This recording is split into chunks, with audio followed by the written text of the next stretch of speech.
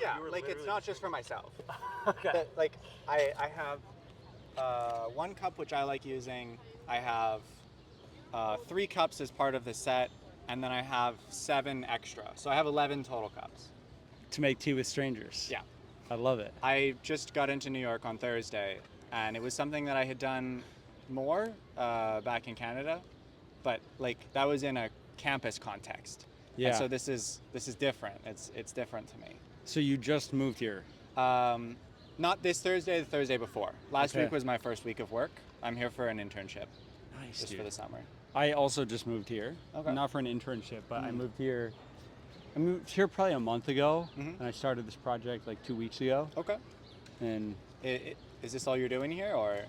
so my girlfriend lives in Williamsburg. Okay. I was doing a business thing where I was living in Nashville, which is like I was running a YouTube channel and then like a wealth management firm on the back end. Okay.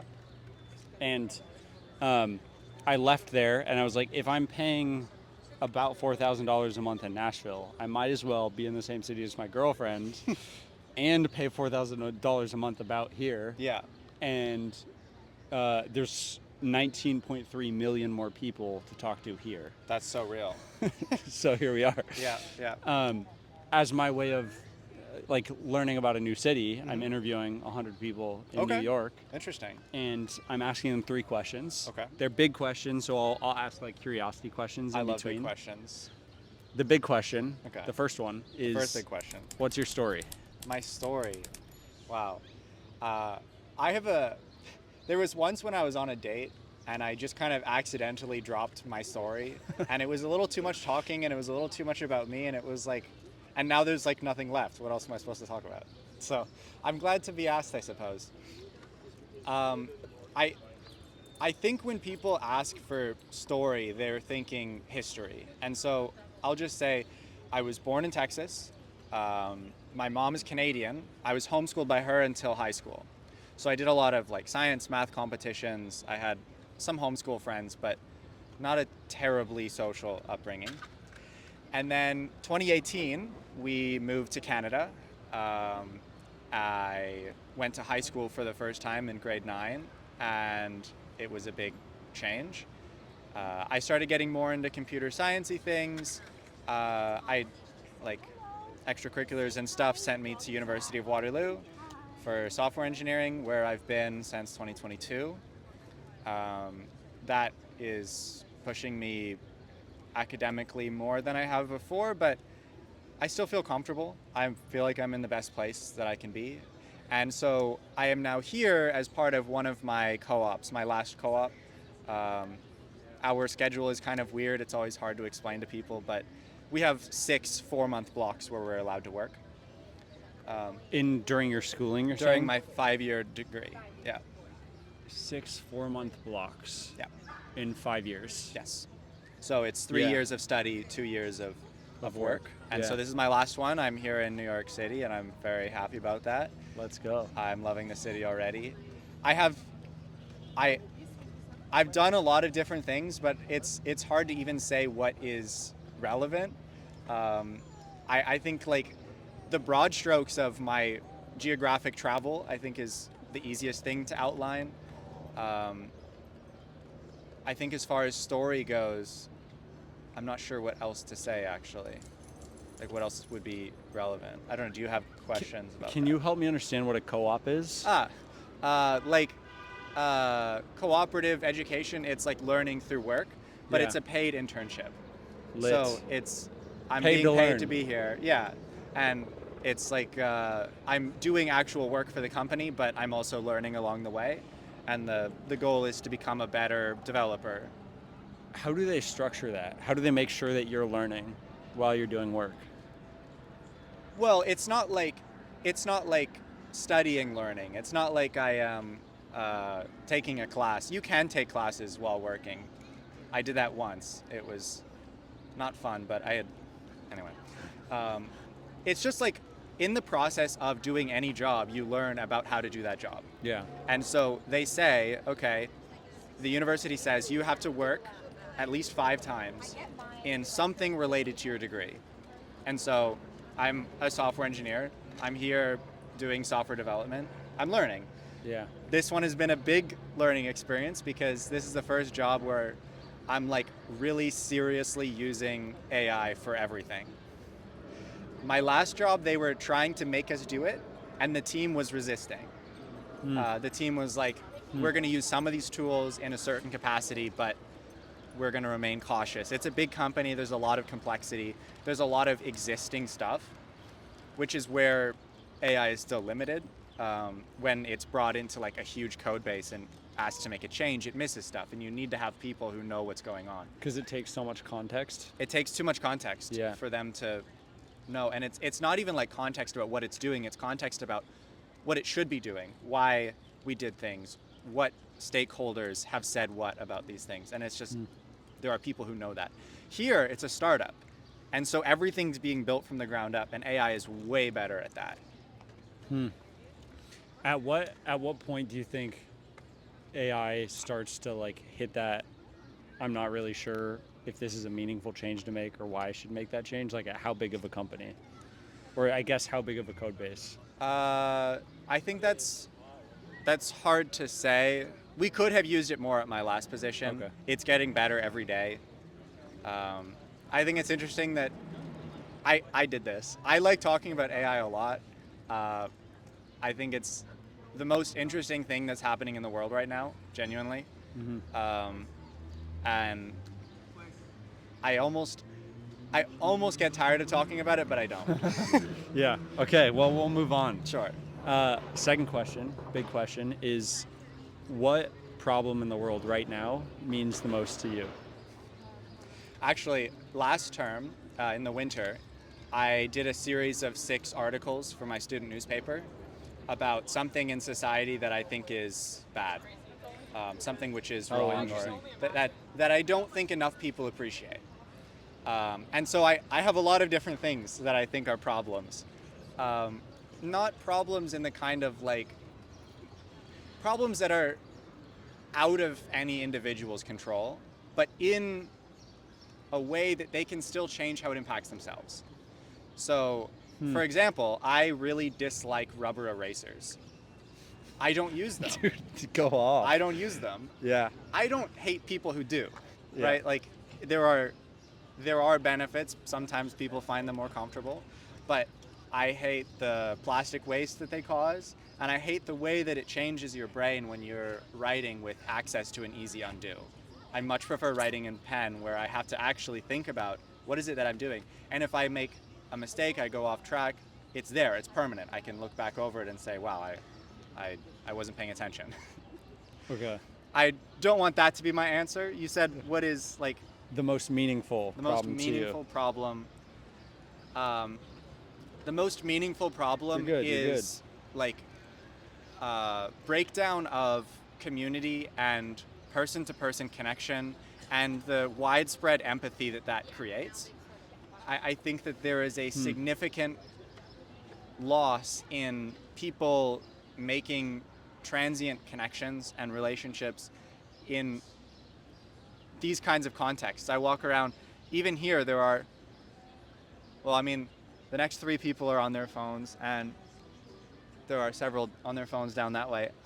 There is like the smartphone, there is social media, there are all of these things that are becoming friction points in how we connect with each other. And that is why I am here today, which is I want to figure out how to make tea in the park work, because I want to foster those kinds of transient relationships.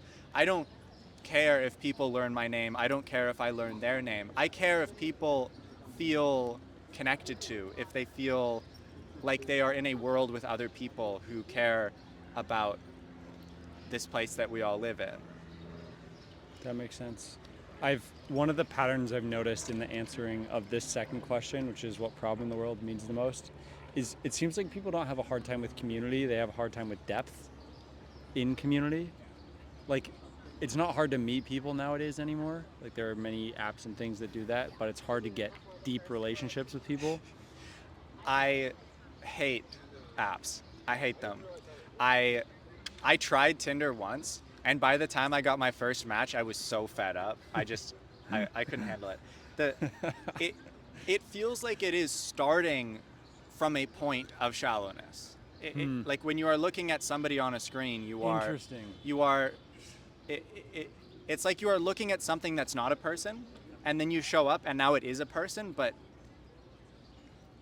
it, I don't like starting from a point of virtuality. Um, I don't think that depth is necessarily like the be all end all of what we should be looking for. I think that shallowness is just fine. I think that I used to really hate small talk. When I went to when I went to high school for the first time in grade 9, I had no clue how small talk worked. I hated it. Yeah. I would never do it. It's like I know how to talk about things that I care about, and I know how to speak with friends. But talking to people I don't know and talking about things that don't feel like they matter, those are both impossible. Yeah. I've since grown an appreciation of those kinds of like speaking for the sake of speaking. And I think that when people are doing that, free from distraction, depth is not a concern. If it doesn't go deep, that's fine. It doesn't matter. I had a conversation. A fella walked into a dumpling place last night that I was eating at. I liked his jacket. I said, "Hey, nice coat." And then he asked what my name was, and that was a little strange because I had said like one thing to him, and he was like, "What's your name?" And I was like, "I'm Keegan, I guess." And he said, "Oh, it's Ray." Ray was his name. And anyway, we had a lovely conversation. He's from MIT Media Lab. I said, "Oh, I'm from MIT of the North." And it's like, this was a situation in which depth wasn't the purpose. We were just trying to make small talk, but we went pretty deep anyway. And sometimes that happens, but it doesn't have to happen. And I don't feel like there's a loss when it doesn't. I feel like there's a loss when there isn't presence. Somebody said in an interview the other day that we've gotten really bad at awkwardness, which has made That's like true. this not happen. And I was like, that's so smart. Like that's really good because there's so many ways out. Well, yeah, way out. Here, sorry, lapse in conversation. Let me see if my friend responded to me. Yeah. Or even just like there's just so many things happening in the world that it's easy for people to get distracted and like literally lose focus of what's happening. Even if it's something that feels meaningful, like news or like even the news about what's happening in the city is still to an extent a distraction. It can sort of take you out of the present. I was called out earlier from a different conversation about living in the future, where I was going to ask a question that was sort of leading on to his perspective on something that related to my thought about what I wanted to do in the future, and it was like too far away from the present. And I do feel like I kind of lost what we were talking about, but presence and in the moment I think is more important, and distraction kills that. Yeah, agreed. Last big question is, who have you met recently that really impressed you? Impressed me. I think that there are parts about people that I find very impressive. I really love, well, I mean, there was the guy earlier. He was standing at the southwest corner of Central Park with a sign that something like "Find Your Joy," and he was very talky. I liked his perspectives, but I personally, when I'm having those kinds of things, I like taking the listening approach, which you're kind of doing. I like what you're doing more. I would say you've kind of impressed me a little bit. I don't love the formality of an interview, and I don't really like that it's recorded. I'm gonna aside. What are you doing with the recordings? Are you just... So my plan is to put them all on YouTube. Fair enough. But I'm going to just do like a little trailer thing on Instagram or something. Sure. The goal is I meet my neighbors and then I do a potluck of all 100 people that I've interviewed around all the boroughs. Okay. But this is just like me showing that I actually did this project. I see. Know? Fair enough. I'm not even going to edit them. I have no problem with myself being sent off. It's just I've been growing very like I've been growing a distaste of capturing moments. I feel like I don't like what it does to the moment. Interesting. What does it do to the moment? There is the context of like I'm taking a photo, and I'm now thinking about the framing of the photo. I'm I've got my phone in front of me, or even a camera isn't all that different in this way. And it now is like it feels harder to be entirely grounded in where you are when you are taking a piece of what you're seeing and saving it for later. And I also I was trying to figure out, I was looking for some inspiration on like how hot water in thermoses works for making tea on the go, and I found this one guy who was like doing exactly what I'm trying to do, but Yeah. in a weird way. He like was recording from a POV of him like setting up his tea and like and then Yeah. bam, I have tea now. And then it's like, wow, look where I just made tea. And it's like, Yeah. Yeah. that's impersonal, and the fact that it was recorded, I think, ruined it for me. There's a guy named Jason Fried who started a $1 billion software company called Basecamp. Okay. The reason I bring him up is I was listening to him on a podcast recently, and he talked about his envelope analogy, where like he sees the business of Basecamp, this technology he built, as the envelope, and the product is the letter. Okay. And he's a letter guy, where he just like, he only wants to work on the product. And I think of that kind of in these conversations too, of like the letter, the product, the like actual like meaningful, like important part, the part I want to spend a lot of time on is the conversation. And the packaging of like me interviewing it or us having like flowers and mics Yeah. is supposed to be as thin as possible, because the real value is like the fact that I'm sitting on a park bench with a guy I just met. I like that. And so what you were saying reminded me of that like I think that there's a lot of distraction and like focus on this like envelope, you know, how do I cut this up and clip it and get all the views, and like is the angle right or wrong, and is like there are people behind us, and is there something on my face. And this has been an interesting experiment in like the focusing on the letter, on like really the thing that like is actually serving the person. Yeah. I was thinking about this in a similar way with tea not too long ago. I have a basic tea set that I brought with me. I left my nicer tea set at home because I wanted to buy a new one while I was here, because there's tea, like, I live in Chinatown, so Let's go. I do Chinese style tea, so it's like, okay, fair enough. Let's go. I have everything I need. And I was thinking about the kind of tea set that I wanted to buy. Yeah. Because the amount that I love tea and the process of making it, I could justify spending a fair bit. And Right. Any enthusiast hobby, there is no upper end on how much you can spend on it. That's just how it works. You can always spend an infinite amount of money. That's how capitalism has built this world. But I think I didn't really want to do that, because that's focusing on the envelope. It's focusing on like the teaware is just a vessel for making the tea, which is just a lubricant for creating a space for conversation. And so it's too far from what I actually care about, which is those moments and those conversations. And so I'm probably going to buy another tea set soon, because I want a pot rather than a guy one. But I don't think I'm going to spend all that much on it, because I think it's partially a statement of humility. Like, I don't need more than this. You don't need more than this. But it's also keeping that envelope thinner, because I don't want people to sit down and be like, wow, beautiful teapot. It's like, well, it's not really about the teapot. Yeah. Oh, your thing fell over. Oh, it's all good. Swind. Thank you. To close, Sure. instead of what I've usually been closing with is like, what's your New York advice for me?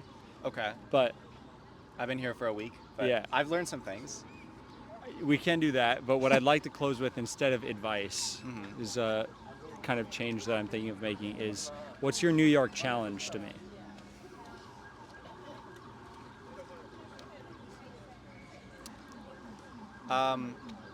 I think my challenge to you is, I would pass along my challenge to me, which is presence.